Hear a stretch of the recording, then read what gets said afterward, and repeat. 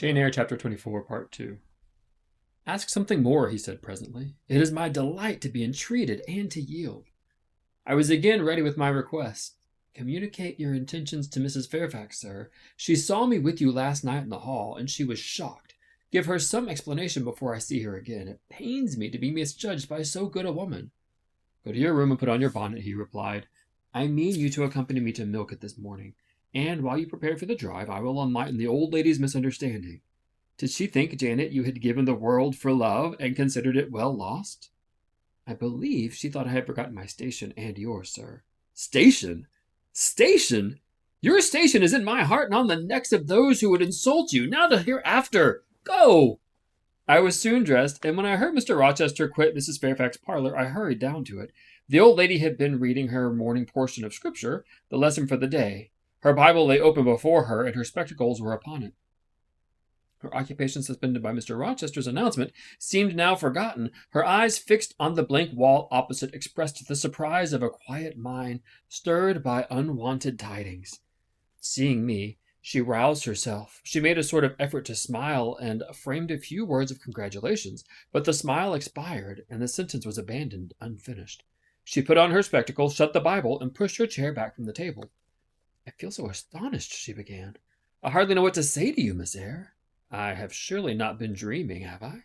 Sometimes I half fall asleep when I am sitting alone and fancy things that have never happened. It has seemed to me more than once when I have been in a doze that my dear husband, who died 15 years since, has come in and sat down beside me, and that I have even now heard him call me by my name. Alice, as he used to do.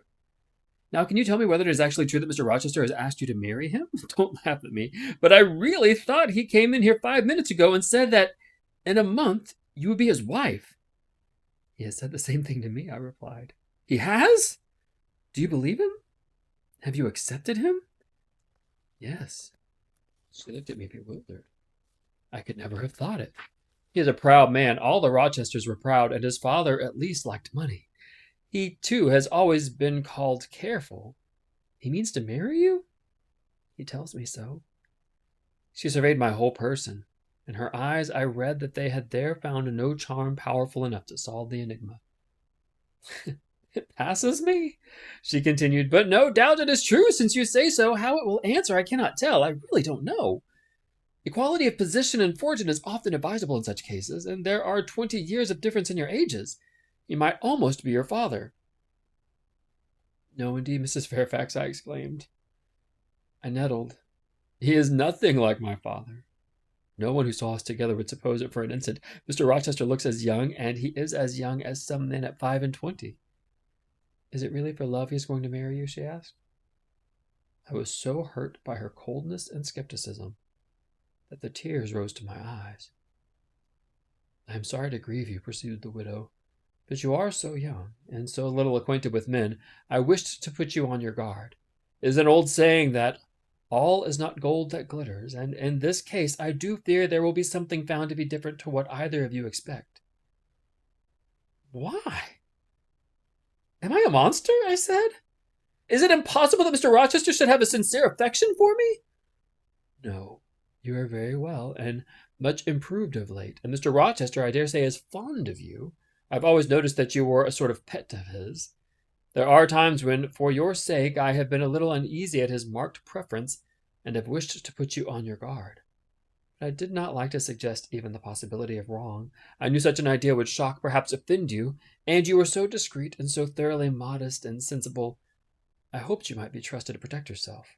Last night I could not tell you what I suffered when I sought all over the house and could not find you nowhere, nor the master either, and then at 12 o'clock saw you come in with him. Well, never mind that now, I interrupted impatiently. It is enough that all was right. I hope all will be right in the end, she said, but believe me, you cannot be too careful. Try and keep Mr. Rochester at a distance. Distrust yourself as well with him. Gentlemen in his station are not accustomed to marry their governesses. I was growing truly irritated. Happily Adele ran in. Let me go to Milket too, she cried. Mr. Rochester won't, though there is so much room in the new carriage. Beg him to let me go, mademoiselle. That I will, Adele, and I hastened away with her, glad to quit my gloomy monitress. The carriage was ready. They were bringing it round to the front, and my master was pacing the pavement, Violet following him backwards and forwards. Adele may accompany us, may she not, sir? I told her no. I have no brats. I'll only have you. Do let her go, Mr. Rochester, if you please. It would be better. Not it. She will be a restraint.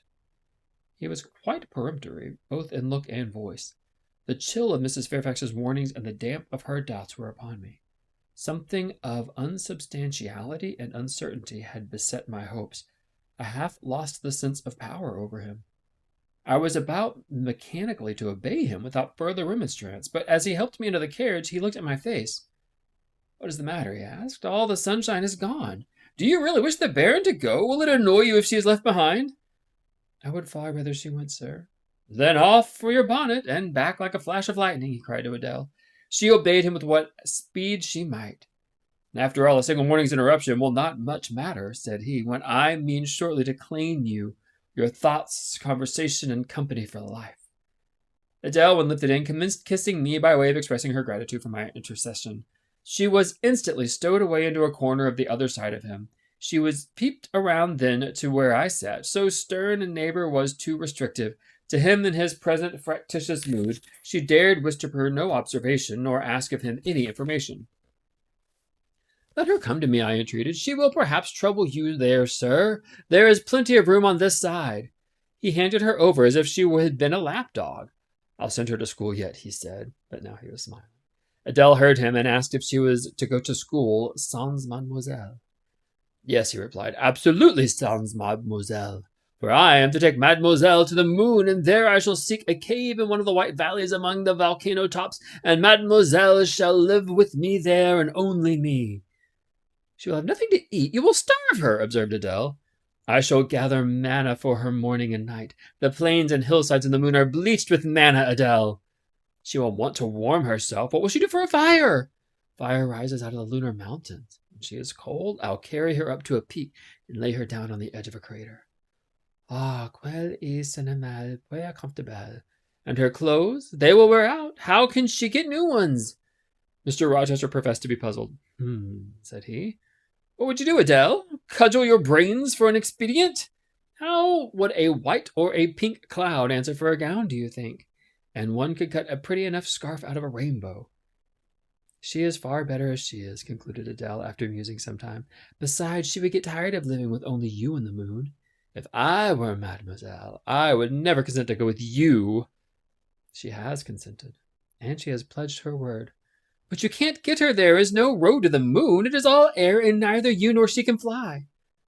Adele, look at that field. We were now outside Thornfield's gates, and bowling lightly along the smooth road to Milket, where the dust was well laid by the thunderstorm, and where the low hedges and lofty timber trees on each side glistened green and rain-freshed.